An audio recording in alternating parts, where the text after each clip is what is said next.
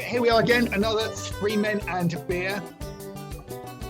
Three Men and Beer, a virtual world tour. We have been to the US of A, where we rodeoed, where we hunted Bigfoot. We do all the things that the Americans do. Now we're going to go to another country. I don't know if you can guess from Sean, from John's face where we're going to go. But with no further ado, let me hand over to John. John, talk to us. Where are we going? We are at Iceland, South Africa.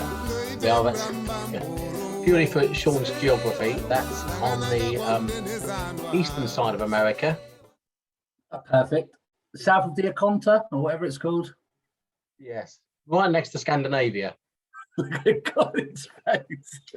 And I went for Cape Point on the basis of the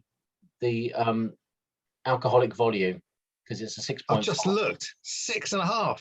Yeah. Oh. So the South African ones do vary. And let's go for beer that should hopefully have a bitter kick.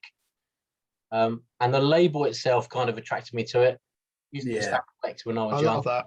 The label itself is amazing. It's like a stamp all the way around. It's cool, and there's a little stamp on the back. Yeah, because that's what it's all about. It's all about a postcard. That label is lush. I love that. So pop open the lid. But have you seen again? Sorry, I'm just going to jump in, John, on this. What I love is on this back side, there's the little postcard stamp, and underneath it says "Discreeting beer lover" and then an address, and I love that. I think that's cool. It's a nice little. That's nice. A message in a bottle from the fairest Cape. Now I've genuinely got high hopes for this. Really have. I feel really sort of. I don't know. I don't really want to open it. Well, I'm opening it, guys. I'm going. Let's go in. Go for it. Oh. Oh. Right. Not again. No, it smells good. It smells oaky and like dark. And Wow. Oh, it's heavy. Oh, it's heavy. It smells heavy. If you taste it, Sean. Yeah, it tastes heavy. He's my brother. Oh man, that's gorgeous. Whoa. I'm a fan straight away. It smells great. I'm a fan. That's bizarre. That's like Bovril. It's like that's a meal in itself. That's a man's beer. That's Whoa. You know what? I would say that's like True Grit. This one. Yeah. That's like properly trekking across the Cape with your gun across the savannah. That's to me. William, my boy, turned around to me going, "What are we having for dinner, Dad?" And I run outside with my axes and I drag in a wildebeest, and I'm going to open a beer after. And you know, it hasn't disappointed. Not so. No, that's it feels thick. Even the viscosity of it feels thick. It feels heavy. Great word. It is. If that was a bigger bottle, that would be dangerous. I mean, that's dangerous now. That's one of those ones where you go, this is to have with like your beef pie, with steak, with stuff like that. Do you know what I mean? I could sit there with beef pie and have that and go. But do you know what it says on the bottle? It says, "Chill before consumption." I chilled mine before consumption. I didn't chill mine. Mine's freezing. I've chilled it, John. Yeah. But it's still got that heaviness to it. I'm sat there and I'm going, beef pie. Oh. Bang. I nail a couple of them with a beef pie. Sausage and mash. Sausage and mash. Oh. Yeah, anything gravy based. But this is South African. This is South African beer. Don't forget. I know it's weird. John. I'm not going to sit out on the plains of Africa looking at a tiger come along. Whilst eating some tigers. I'm not. I don't think I can see myself doing that. Smashing biltong back.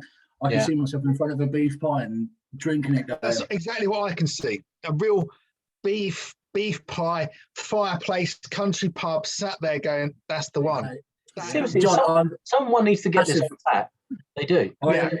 Massive fan of it, John. I really am. I think well done you for going out and about and getting a beer like this, but this is what we haven't had for the last few sessions. We haven't had a beer that has tasted good, Yeah. looks good, smells good to this level, and I'm almost getting my battens out, John. This is how close I am with a South African beer. What do you think of the smell of it? I think it smells great. But what does it remind you of? It reminds me of trees chopping wood. If you ever like, you know this the log cutters you get, right? So my mother-in-law's lucky enough to have a log cutter. You put a log cutter in, and when that opens, you know when it goes. Yeah, when you split logs, yeah. So it's earthy. It is. And that is what it is. And that just everything about that is like a proper, without trying to be like sexist, a proper man's beer with a man's meal in a man's moment. That's what that is. That's a beer and a half. But Colin, that's what I said at the start. I think when I said it's a proper go out on the savannah, hunt a bear, and come back with it. That's so. Shall I start off then? Colour. So it's I thought it was. It looked red to me, and I know we've not had many colourblind jokes recently. It did look red, so I'm actually going to give it a solid 8 because I love the colour of that. And perhaps I've underscored it. Don't know. 8. I've given it a 7, John. I've gone 8.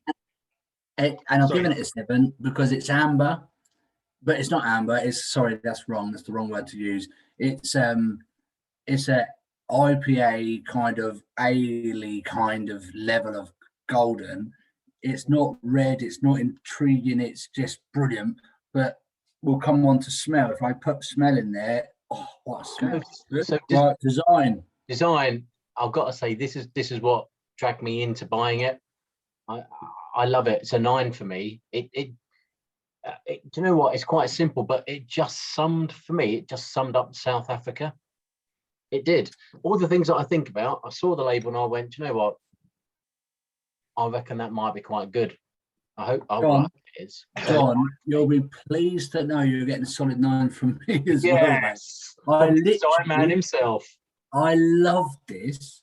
I loved it because of the rigidness. It's not peelable. It's got the postcard on the back, the wording throughout. It is basically you're on holiday in South Africa. Have a little bit of this. Go on, try it. This is how we roll. And I think fair play to Cape Town Brewery because I think that's great. I think that sums a country beer up in one. Yeah, I'm going to go straight in, and I think this is the first time this has ever happened with a 9 as well. Because for me, out of all the beers we've looked at, that is, if I saw that in the shop, I'd go, "Wow, that looks cool. I'm going to buy that." And it's everything. It's the stamp. It's the postcard. It's just everything about it. It's just right. I love it. I love that. I'd have that picture on my wall. Yeah, you would, wouldn't you? You would. I would. I can see that going. Yeah, take out. It's just you can have that on the wall. It's a nice design. You'd have that picture on your ceiling, wouldn't you, girl? All the giraffes. Into the mirror. Who's the cat? So taste. I've not been let down. Ooh la la. Oh, Big 10, isn't he? Big 10 from Len. It's a 10 from Brad in South Africa. Right, from me, I have given it an 8, and I feel bad now he's given it a 10, but I've given it an 8 because it's heavy. It is. So for me, taste is I'm going to go again halfway. I'm going with a 9. For me, it's a lovely, lovely taste. I see what Shawnee says is that for me, again, it's a heavy beer, but I know if I had that with the right food, that would be exquisite. So I'm giving it a 9. Okay. Done. Average score for me is an 8. Oh, Still doing the maths. 17. I've got a 9. Good job, John boy.